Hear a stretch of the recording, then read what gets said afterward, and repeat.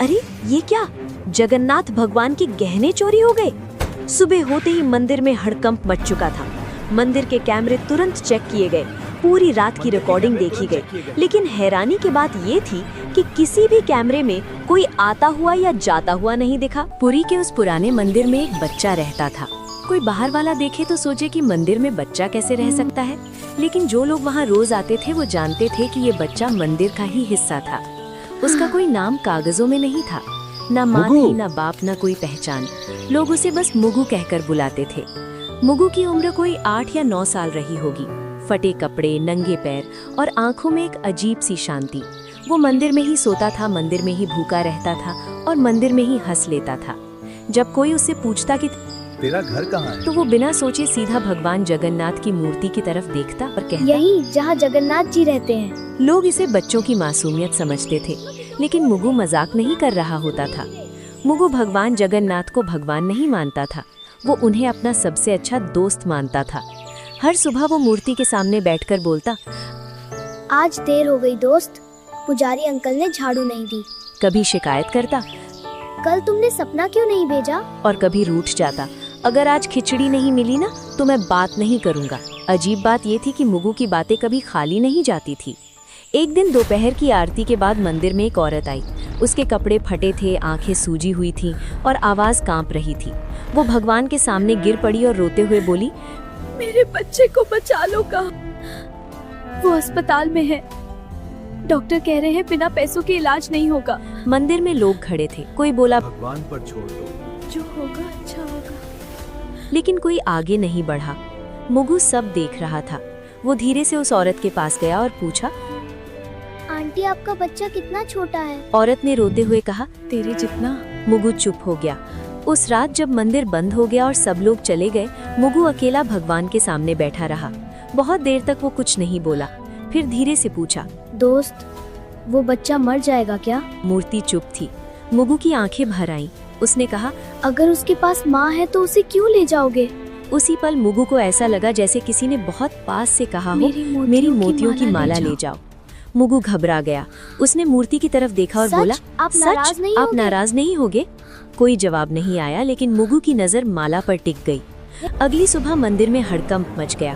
पुजारी चिल्लाने लगे, अरे ये क्या, भगवान की मोतियों की माला गायब है। मंदिर के कैमरे चेक किए गए, पूरी रात की रिकॉर्डिंग देखी गई, लेकिन ना कोई आता दिखा ना कोई जाता। तभी एक आदमी बोला, कल रात मैंने उसी बच्चे को मंदिर में घूमते देखा था। सबकी नजर एक साथ मुगु पर चली गई। मुगु कुछ नहीं बोला, उसकी मुट्ठी कांप रही थी। उसी समय मंदिर के बाहर वही औरत खुशी से रो रही थी।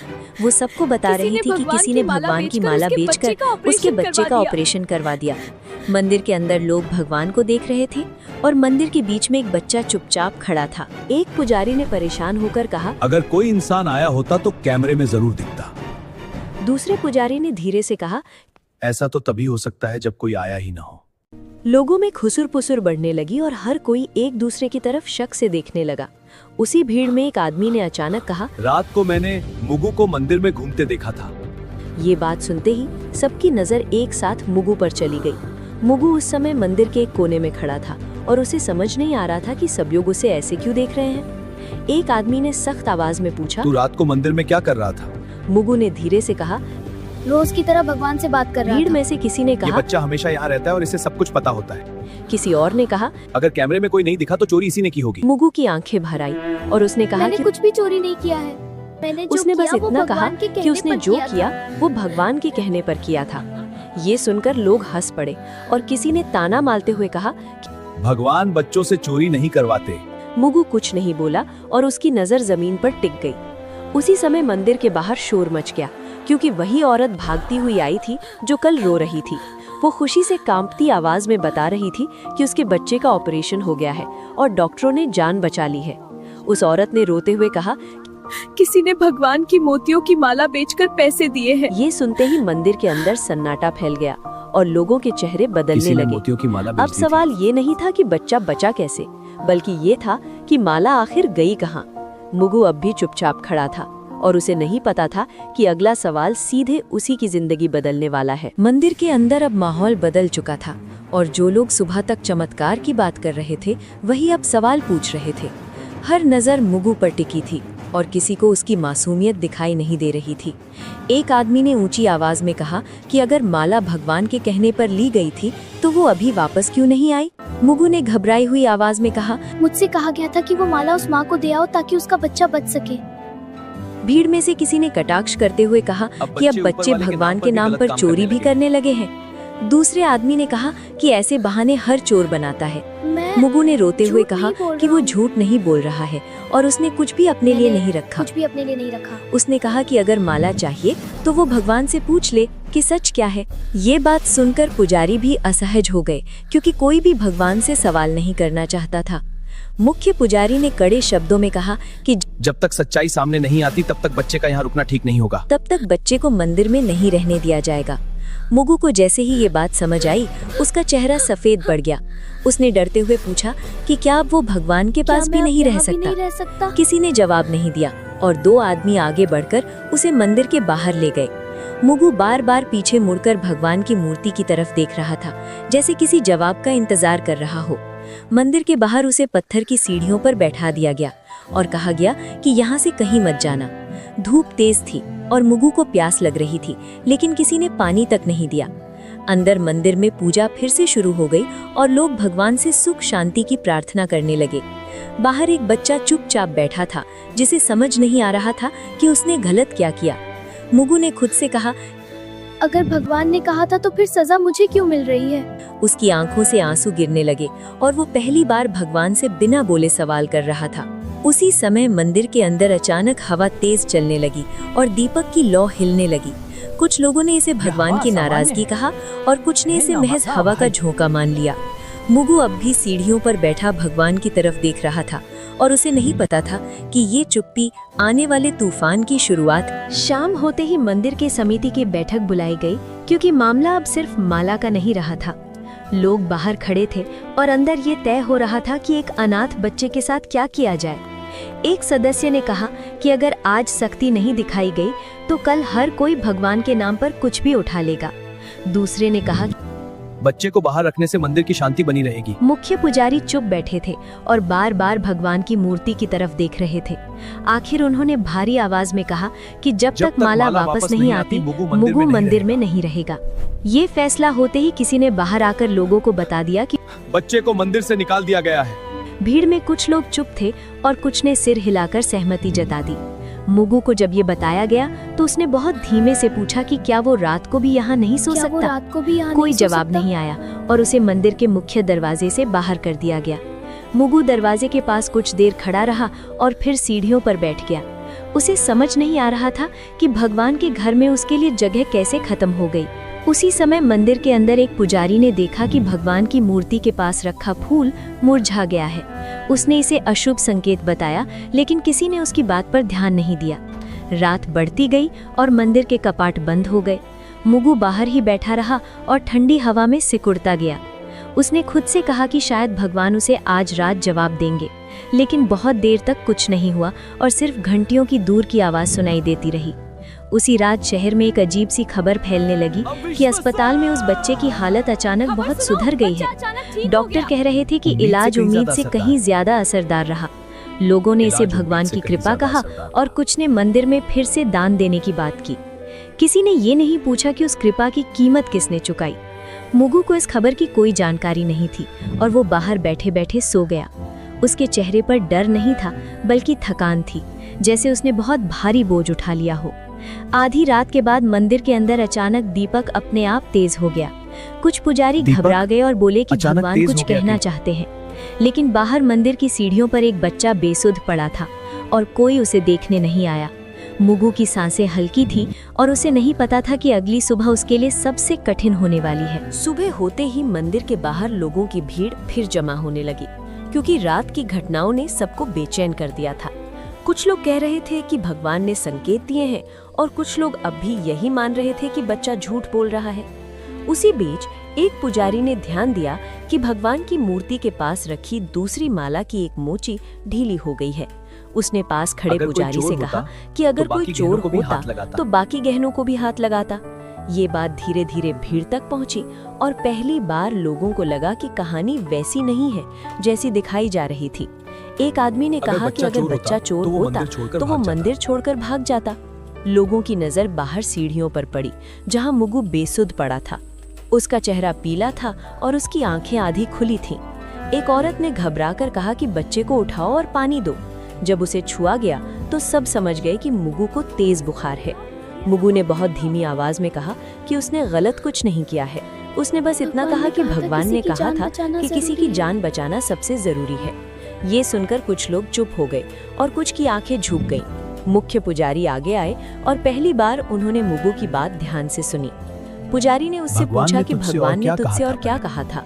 मुगु ने कांपती आवाज में कहा, भगवान ने कहा था कि सच सामने आने में समय लगता है। उसी समय अस्पताल से एक आदमी मंदिर पहुंचा जिस बच्चे और का उसने ऑपरेशन हुआ बताया था, कि उसकी जिस हालत अब बच्चे पूरी का तरह ऑपरेशन ठीक है। हुआ था उसकी हालत अब पूरी तरह ठीक ऑपरेशन है। के पैसे उसने अचानक ये मिल भी गए कहा थे, कि ऑपरेशन इसलिए के डॉक्टरों ने पैसे बिना देर अचानक किए इलाज मिलने शुरू से कर दिया। डॉक्टरों ने तुरंत इलाज शुरू कर दिया था। अब मंदिर में सन्नाटा था और लोग एक दूसरे को देखने लगे। सबको समझ आ रहा था कि अगर माला न गई होती तो शायद वो बच्चा आज जिंदा न होता। लेकिन सवाल अब भी वही था कि माला मंदिर से बाहर कैसे गई। किसी ने फिर से कैमरे देखने की बात कही। जब कैमरे दोबारा चेक किए गए तो एक अजीब बात सामने आई। रात के ठीक उसी समय जब माला गायब हुई थी, सभी कैमरे कुछ सेकंड के लिए अपने आप बंद हो गए थे। टेक्नीशियन ने कहा कि ये आम बात नहीं है और बिजली में कोई दिक्कत भी नहीं हुई थी। लोगों के चेहरे पर डर साफ दिखाई देने लगा। मुख्य पुजारी ने भारी आवाज में कहा कि अगर ये सब सच है तो ये चोरी नहीं थी। उन्होंने कहा कि ये किसी की परीक्षा हो सकती है। मुगु को उठाकर अंदर लाया गया और पहली बार उसे भगवान के सामने बैठाया गया। उसने थकी हुई आंखों से मूर्ति को देखा और बहुत धीमे से कहा कि उसने वही किया जो दोस्त ने कहा था। लोग चुप थे और किसी के पास कहने को कुछ नहीं था। सबको लग रहा था कि सच्चाई सामने आ रही है, लेकिन अभी पूरी नहीं हुई है। मंदिर के अंदर अब सन्नाटा था, लेकिन उस सन्नाटे में भी कुछ लोग सच को मानने के लिए तैयार नहीं थे। एक सदस्य ने कहा कि कैमरे बंद होना तकनीकी गड़बड़ी भी हो सकती है और इसे चमत्कार मान लेना ठीक नहीं है। दूसरे ने कहा कि अगर आज बच्चे की बात मान ली गई तो कल कोई और भी भगवान का नाम लेकर चोरी करेगा। ये बातें सुनकर कुछ लोग सहमति में सिर हिलाने लगे। मुगु को अंदर लाने के बाद उसकी हालत और बिगड़ने लगी थी। उसका शरीर तप रहा था और सांसें तेज हो गई थी। एक पुजारी ने कहा कि बच्चे को डॉक्टर के पास ले जाना चाहिए, लेकिन समिति के एक आदमी ने कहा कि पहले सच्चाई तय होनी चाहिए, इलाज बाद में भी हो सकता है। ये बात सुनकर कुछ लोग असहज हो गए, लेकिन किसी ने खुलकर विरोध नहीं किया। मुगु ने आंखें खोलकर बहुत धीमे से कहा कि उसे अब डर नहीं लग रहा है। उसने कहा कि अगर वो बाहर ही मर जाता तो भी उसने सही काम किया होता। ये सुनते ही मंदिर के अंदर खड़े कुछ लोगों की आंखें भर आईं। उसी समय एक आदमी जोर से बोला कि अगर बच्चा इतना ही सच्चा है तो भगवान उसे क्यों नहीं बचा रहे। ये सवाल ऐसा था जिसे कोई सुनना नहीं चाहता था। मुगु ने कमजोर आवाज में कहा कि भगवान हमेशा किसी को बचाने नहीं आते। उसने कहा कि कभी-कभी भगवान चाहते हैं कि इंसान सही फैसला ले। ये बात सुनते ही मंदिर में कुछ लोगों को गुस्सा आ गया। एक आदमी ने कहा कि ये बच्चा भगवान बनकर बोल रहा है।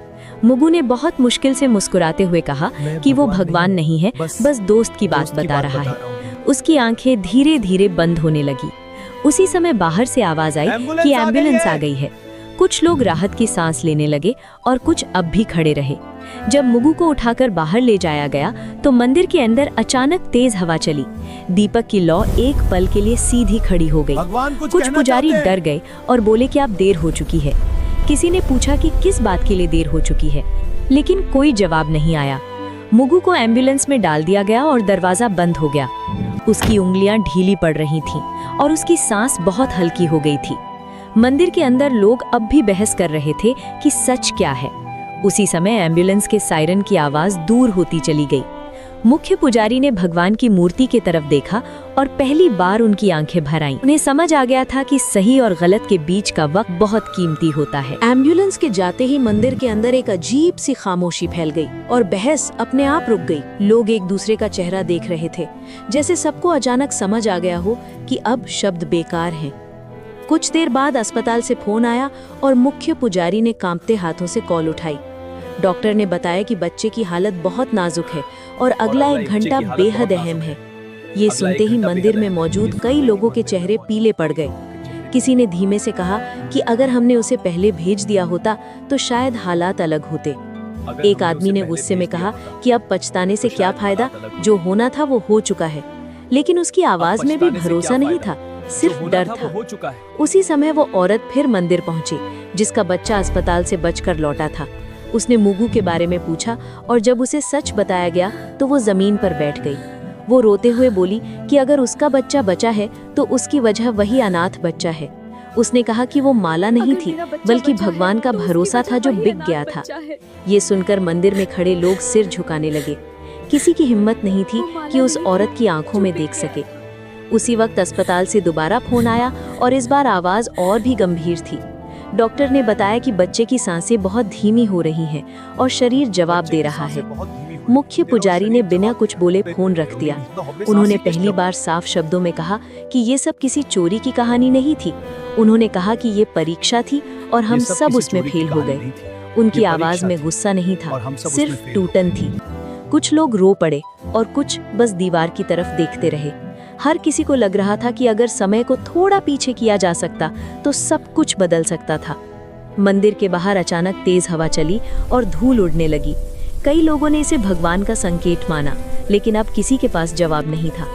अस्पताल से आखिरी बार फोन आया और इस बार लाइन के उस तरफ सिर्फ सन्नाटा था। कुछ सेकंड बाद डॉक्टर ने कहा कि उन्होंने पूरी कोशिश की, लेकिन बच्चा नहीं बच पाया। ये सुनते ही मंदिर में खड़े कई लोग जमीन पर बैठ गए। किसी ने भगवान को दोष नहीं दिया, क्योंकि अब सब समझ चुके थे कि गलती कहाँ हुई थी। मुख्य पुजारी ने भगवान की मूर्ति की तरफ देखा और बहुत धीमे से कहा कि हमने बहुत देर कर दी। उन्हें एहसास हो गया था कि इंसान जब फैसले टालता है तो उसका अंजाम हमेशा किसी और को भुगतना पड़ता है। मुगू के जाने के बाद मंदिर में पहली बार ऐसा हुआ कि भीड़ होने के बावजूद कोई शोर नहीं था। लोग दर्शन के लिए आ रहे थे, लेकिन किसी के चेहरे पर वो पुरानी श्रद्धा नहीं दिख रही थी। मुख्य पुजारी ने आदेश दिया कि उस दिन कोई उत्सव नहीं होगा और मंदिर में सादगी रखी जाएगी। कुछ लोगों ने राहत महसूस की, लेकिन कुछ को लगा कि ये सब दिखावा है। उसी दिन शाम को खबर फैली कि अस्पताल में उस बच्चे की मां अब भी बैठी रो रही है। उसने कहा कि उसका बच्चा तो बच गया, लेकिन जिस बच्चे ने उसे बचाया वो चला गया। ये बात सुनकर कई लोग पहली बार घर जाकर चुपचाप रोए। किसी ने किसी को नहीं बताया, लेकिन हर किसी के भीतर कुछ टूट चुका था। अगली सुबह मंदिर के एक कोने में सफाई करते समय एक पुजारी को फर्श पर कुछ पड़ा मिला। वो एक छोटी सी पोटली थी जिसे मुगू हमेशा अपने पास रखता था। पोटली खोली गई तो उसमें कोई पैसा नहीं था, कोई खिलौना नहीं था। उसमें बस एक पुरानी रुई की माला थी और एक कागज का टुकड़ा। कागज पर मुगू की टूटी फूटी लिखावट में लिखा था कि अगर भगवान की माला वापस आ जाए तो किसी को सजा मत देना।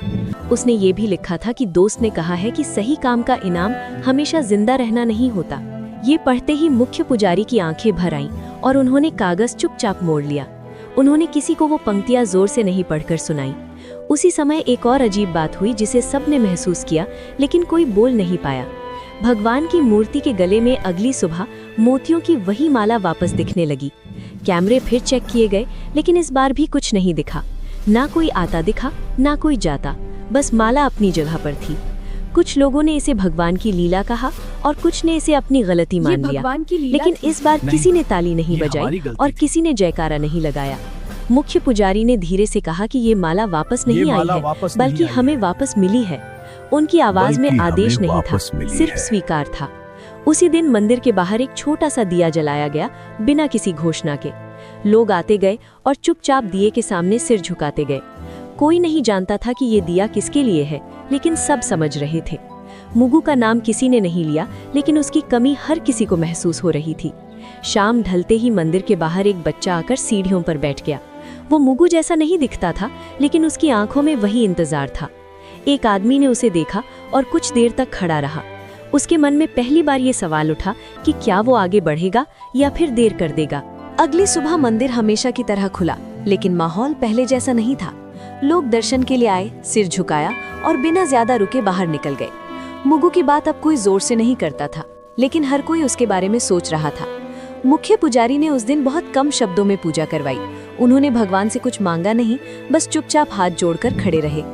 मंदिर के बाहर वही आदमी उस बच्चे को लेकर फिर आया। इस बार बच्चे ने डर के बिना सीढ़ियों पर कदम रखा।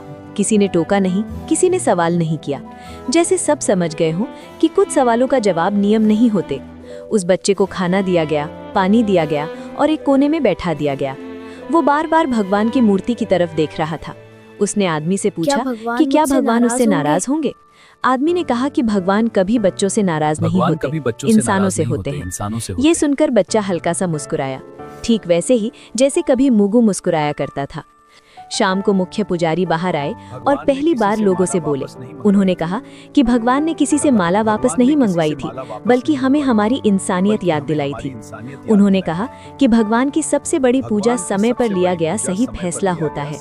भीड़ में खड़े कई लोगों की आंखें भर आईं।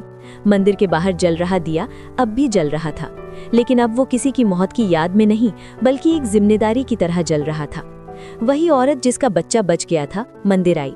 उसने उस बच्चे के सिर पर हाथ रखा और कहा कि कुछ कर्ज कभी उतरते नहीं हैं। बच्चे ने उसका हाथ पकड़ लिया। उसे शायद पहली बार लगा कि वो अकेला नहीं है। मंदिर की सीढ़ियों पर खड़े होकर आदमी ने आखिरी बार अंदर देखा। उसे लगा जैसे भगवान चुप नहीं है, बस देख रहे हैं। और उस चुप्पी में एक बात साफ थी, भगवान हमेशा किसी चमत्कार से नहीं, कभी किसी इंसान के फैसले से काम करते हैं। मुगु अब वहां नहीं था, लेकिन अगर कोई आज देर नहीं करता तो यही उसकी सबसे बड़ी मौजूदगी थी। कहानी हमें ये सीख देती है कि कई बार बच्चे घर से पैसे ले लेते हैं या चुरा लेते हैं तो माँ बाप बहुत गुस्सा हो जाते हैं और जाने क्या क्या कह देते हैं, मगर हम